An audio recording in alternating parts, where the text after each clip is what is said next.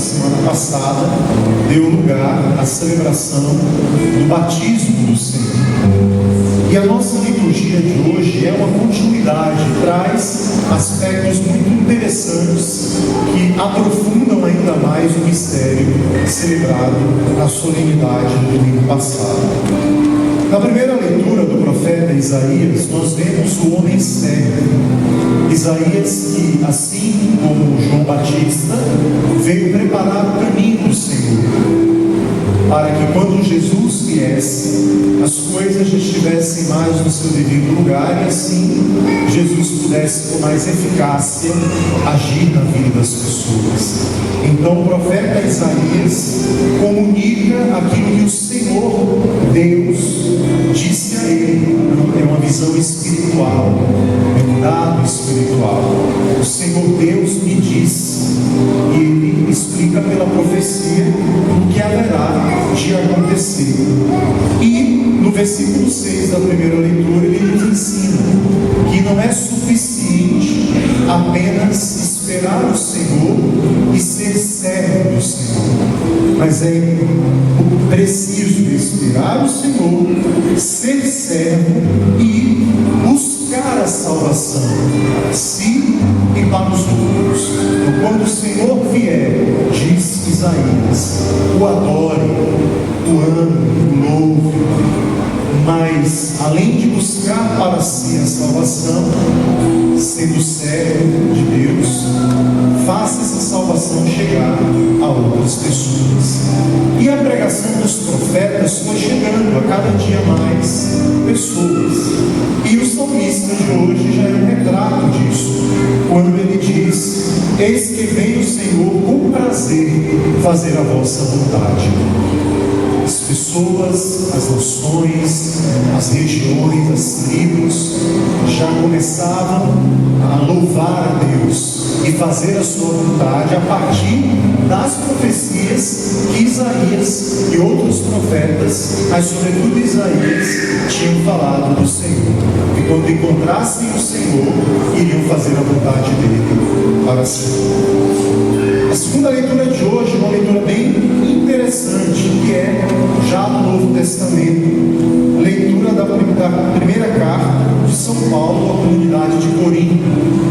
É uma admoestação, uma exortação, onde Paulo nos diz que ele, apóstolo de Deus, por vontade divina, explica aos seus ouvintes que todo chamado de Deus a uma vocação, a um serviço, o chamado a ser cristão, se dá por graça e vontade divina. Não somos nós que decidimos por força própria sermos cristãos. É graça divina sermos cristãos, sermos chamados a professar essa fé. E São Paulo, nós sabemos, ele foi chamado a ser apóstolo no momento onde ele estava quase completamente perdido, perseguindo os cristãos, mas Cristo o encontrou. E depois que Cristo o encontrou, Paulo não queria outra coisa a não ser amar Cristo, adorar Cristo. E ele diz que todos aqueles que fazem isso têm em sua vida graça e paz da parte de Deus todos os dias. Então, ver e adorar a Cristo traz como resposta divina graça e paz. O Evangelho de hoje, um evangelho muito interessante, também, como as outras leituras, é um evangelho não comum, que é o Evangelho de João. Nesse ano de 2020, nós estaremos lendo o Evangelho de Mateus. O Evangelho de João só aparece quando tem alguma grande festa, alguma grande solenidade, ou a igreja quer chamar a atenção para algum aspecto específico. Mas o normal é que hoje fosse também o Evangelho de Mateus. O próximo domingo, por exemplo, vai ser Mateus. Mas por que hoje o Evangelho de João? Porque contará a história do batismo do Senhor na semana passada sobre uma outra perspectiva, não a perspectiva do próprio Jesus, que viu os céus se abrir e sobre ele descer o Espírito Santo, do Jesus que viu e escutou o Pai dizer: dizer: este é meu filho amado, no qual eu pus o meu querer.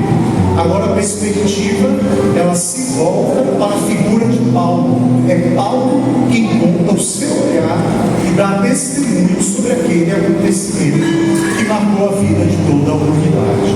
E começa dizendo: naquele tempo,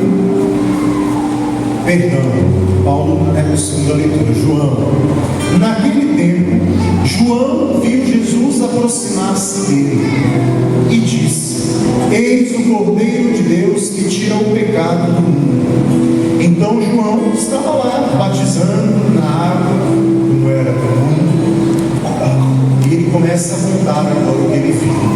Ele diz: João viu o Evangelho, Jesus se aproximar.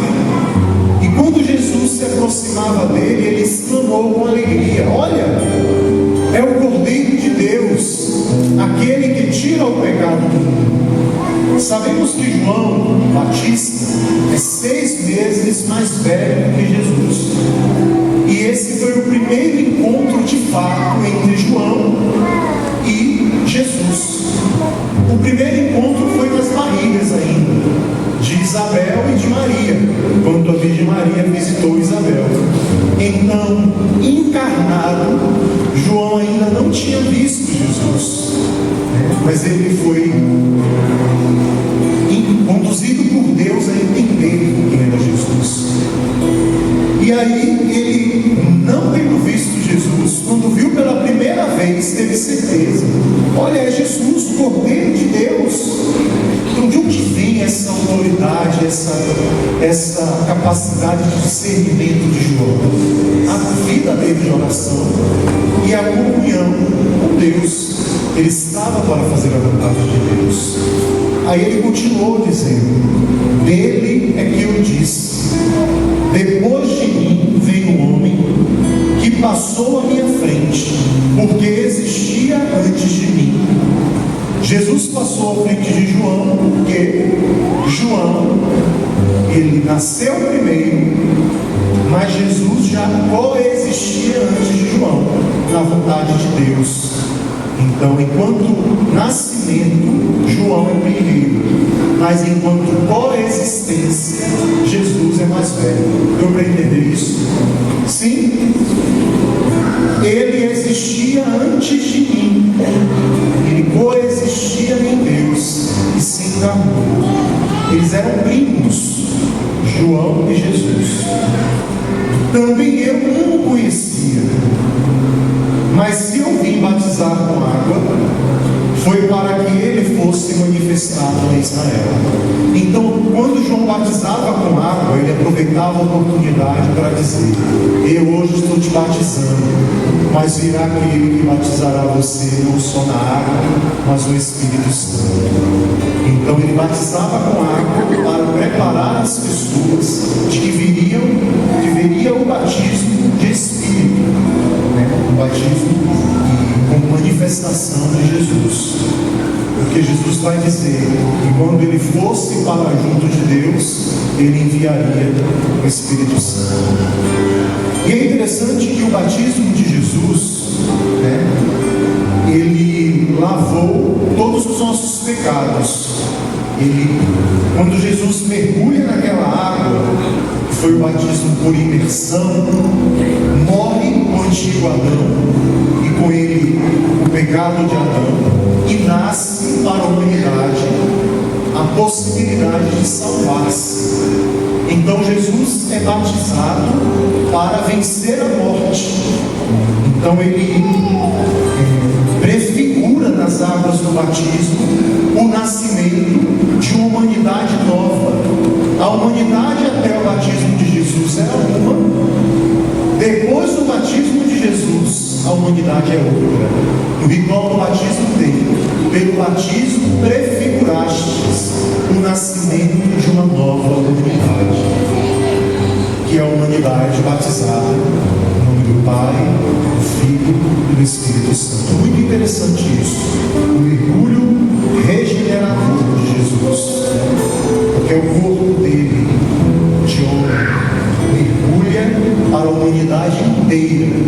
Ele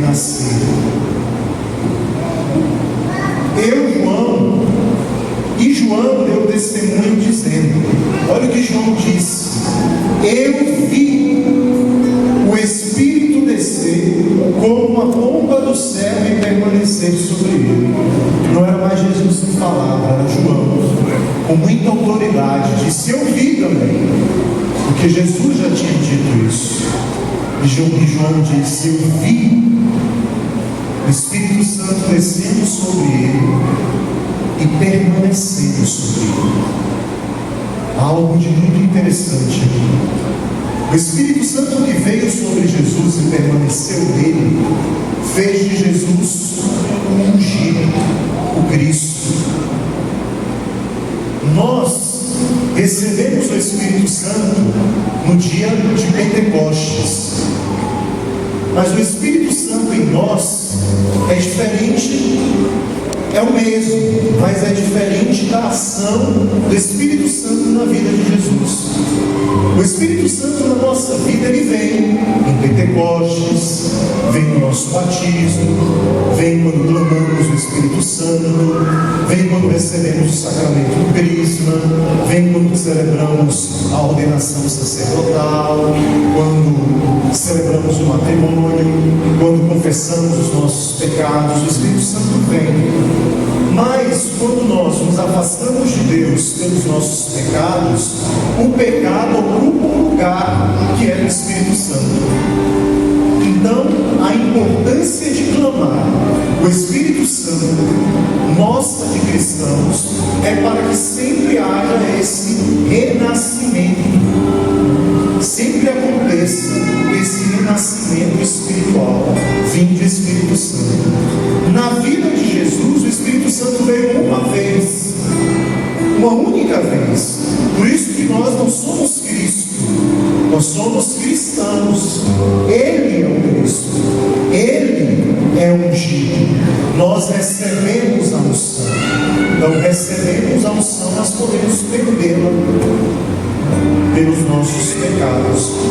Então, é esse fato também muito peculiar para compreendermos a diferença do Espírito Santo ter permanecido na vida de Jesus. João deixa claro: eu vi descer e permanecer na vida dele. O Espírito permanece. A nossa luta de cada dia é para que o Espírito Santo também permaneça, porque sabemos que abrimos brecha para que entre o mal, o Espírito não tem espaço. Não é que o Espírito sai porque ele quer, o Espírito Santo, mas porque nós nos enchemos tanto de coisas do mal, que o Espírito vai perdendo espaço dentro de nós. Então, se fosse por decisão exclusivamente do Espírito, ele estaria sempre em nós. Mas o homem tem livre e o homem escolhe outras coisas que não é Deus. Continua dizendo, amém? Também eu não conhecia. Duas vezes João fala isso. No versículo 31, também eu não conhecia. E no versículo 33, também eu não conhecia. Primeiramente, ele fala de Jesus. E depois ele fala do Espírito Santo. Mas aquele que me enviou a batizar com água me disse, ele fala de uma terceira pessoa, Deus. Aquele que me enviou para batizar com água me disse, aquele sobre quem vires o Espírito descer e permanecer, este é quem batiza com o Espírito Santo. Então João, num breve testemunho, prega tratado completo sobre a Santíssima Trindade. De Jesus servo, Jesus que é Cordeiro. Cordeiro tem esse significado de servo, imolado. Por isso, ai Jesus, a marca da sua imolação, nós olharmos o peito de Jesus e também o símbolo do Cordeiro no sacrário, a marca onde ele foi imolado. Mas ele venceu a morte pelo batismo. Por isso que também no dia da vigília pascal há a renovação do batismo dos cristãos. E se vocês já notaram, pascal, quando acontece a bênção da água, o padre pega o círio pascal abençoado e o emerge dentro da pia batismal, dentro da bacia batismal. Ali significa o Cristo que é emergido para salvar a todos que serão batizados com aquela água, como essas crianças hoje serão batizadas.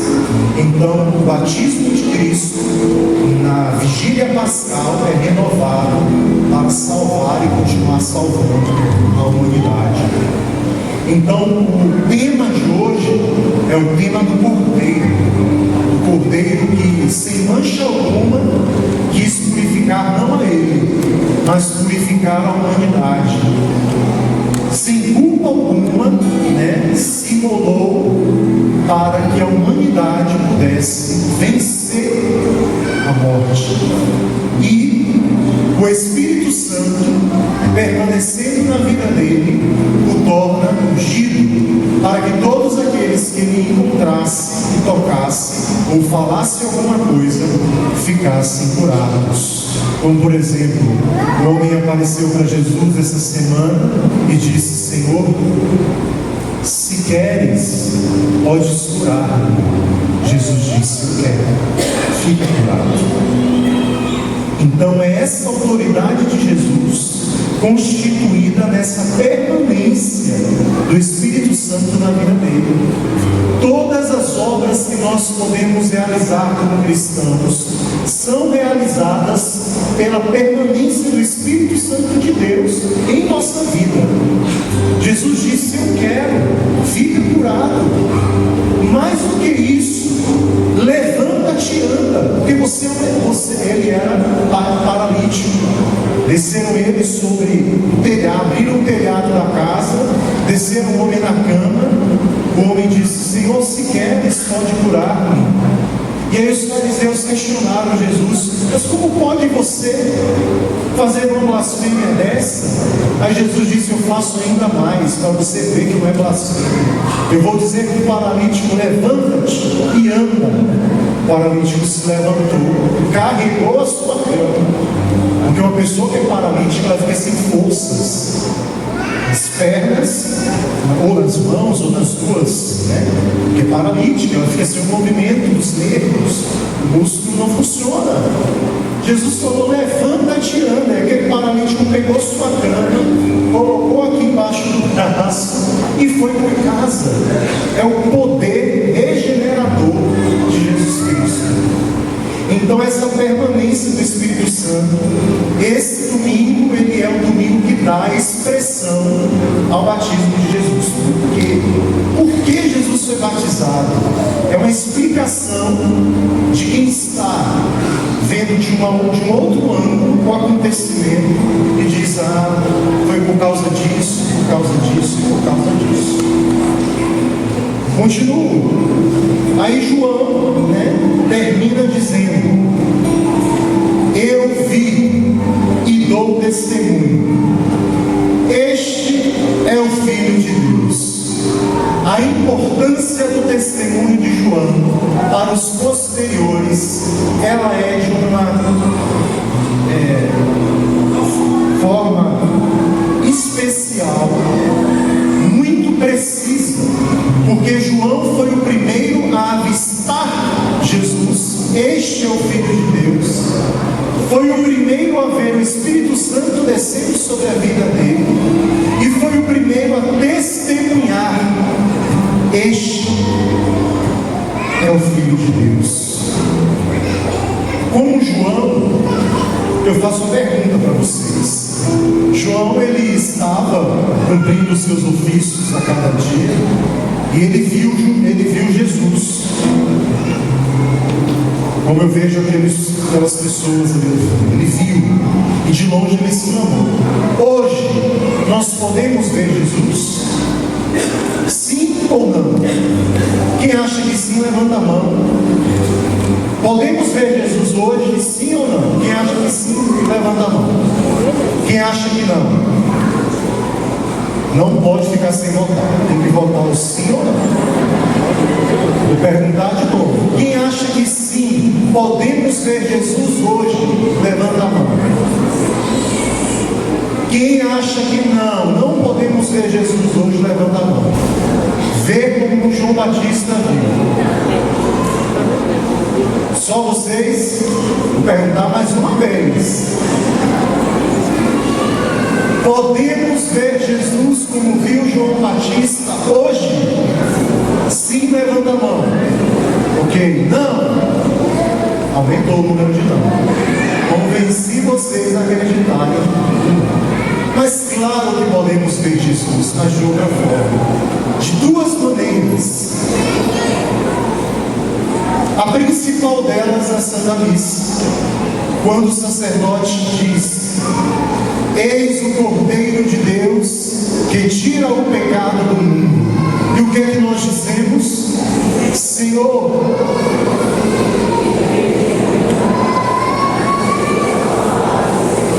vimos o Senhor. Senhor, eu não sou digno de receber uma visita sua, mas se me encontrastes no caminho, se dissestes uma palavra, Senhor, eu ficarei curado. É o momento da Santa Missa, do sacrifício. Uma outra pergunta: no sacrário, como aqui está, nós podemos ver Jesus? Sim ou não? Não! Porque está velado sobre o sacrário, ele está aqui dentro. Nós sabemos da sua presença, mas não podemos ver, porque aqui temos algo que... Qual o sinal de que nós podemos ver o Cristo que está aqui? Quando se abre o sacrário.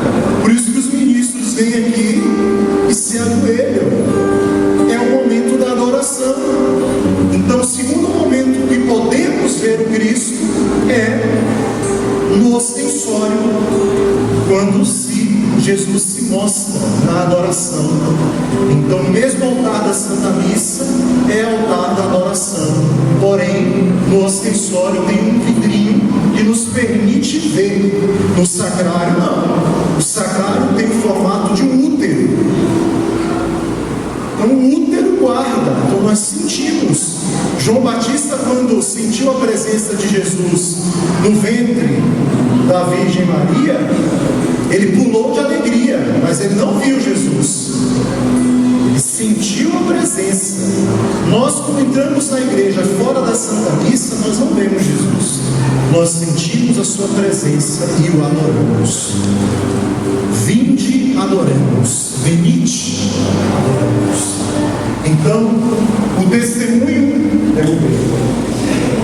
testemunho de João é um testemunho para que as pessoas venham ver Jesus e, vendo Jesus, possam adorar Jesus. Vem adorar o Senhor manifestado, o Senhor que nos traz a vida. Então, todas as oportunidades que tivermos de participarmos da missa, temos que sabermos aproveitar com todo o zelo, com toda a reverência, com toda a atenção.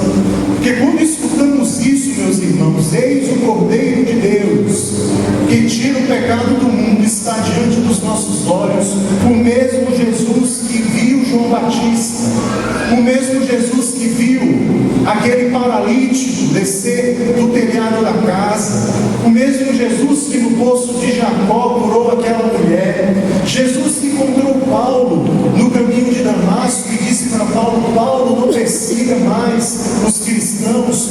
O mesmo Jesus que estava sendo crucificado e disse: Pai, em tuas mãos eu entrego o meu espírito, na presença da Virgem Maria e de João, discípulo amado. É este mesmo Jesus que nós vemos quando escutamos: eis o Cordeiro de Deus que tira o pecado.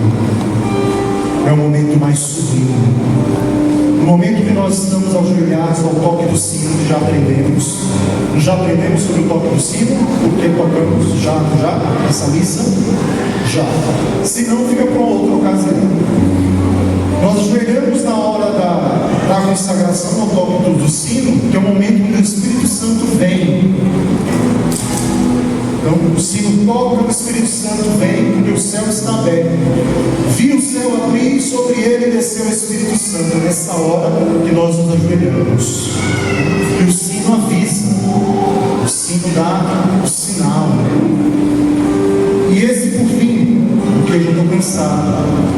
Está muito quente hoje, não está? Eu vi e dou testemunho. Este é o Filho de Deus, é para nos inspirar a adorarmos a Jesus. Então toda adoração que possamos dar a Ele, aqui na nossa paróquia nós temos a capela de adoração, onde Jesus fica exposto, pode ser visitado durante a semana. Então tem os horários certinhos, pode se informar, e o Cristo fica exposto, tem um vidrinho que o expõe. Então quem quer ver Jesus, vê. Só não vê Jesus quem não quer. Então se você vem à igreja com desejo de ver Jesus, você o verá. E quando você sair daqui, você vai dizer o quê? Eu vi Jesus. Vão te chamar de louco, mas só vão entender quando lerem a palavra. Assim como João, eu vi e dou testemunho. Toda a missa nós vemos Cristo. E deveríamos sair pelas ruas dizendo isso. Por isso o Padre diz assim, ó, ide em paz, e que o Senhor vos acompanhe. Não é ir de paz para você ir em paz e testemunhar o que você viu. É a missão, é o envio. Eis que vos envio, ide em paz. O Senhor vos acompanhe. Então nós agradecemos a Deus nesse dia. Invocamos sobre as nossas vidas o Espírito Santo. Queremos renascer também como Ele, da água do batismo, dessa água que se derramou aqui nesse altar de forma também inesperada. Nós sabemos, se derramou água aqui. Nós queremos ser batizados, queremos renovar as promessas do nosso batismo, nós queremos ver Cristo, transformar a nossa vida e transformar a vida de todas as pessoas que nos encontraram. Amém? Você sabe uma coisa? Nós queríamos ser, no fundo, aquelas pessoas que estavam na época de Jesus, sabe? Que via Jesus, que podia tocar, que podia... Mas nós não estávamos lá naquele tempo. Mas nós temos o tempo presente. E Jesus, Ele quebra o tempo. Então hoje nós podemos fazer a mesma coisa. Não somos aqueles leprosos, não somos aqueles paralíticos, não somos aquela pecadora do poço de Jacó, mas nós temos as nossas lepras, nós temos as nossas enfermidades e nós temos os nossos pecados. E podemos ver Jesus e pedir para que Ele transforme a nossa vida. Então, que cada um olhando para a sua história possa dizer, Senhor, eu venho até aqui, até a tua presença, diante de ti, mas venho com prazer, com honras, fazer a vossa vontade. Nós iremos cantar isso mais uma vez. Vocês vão acompanhar o salmo responsorial. Qual é a nossa resposta para o final desta homilia? Nós estamos aqui com honras para adorar o Senhor, para fazer a vontade dele. Vamos lá? Eu disse, eis que vou, Senhor, com prazer faço a vossa vontade. Emoção me canta isso. Eu disse, eis que venho, Senhor, com prazer faço a vossa vontade.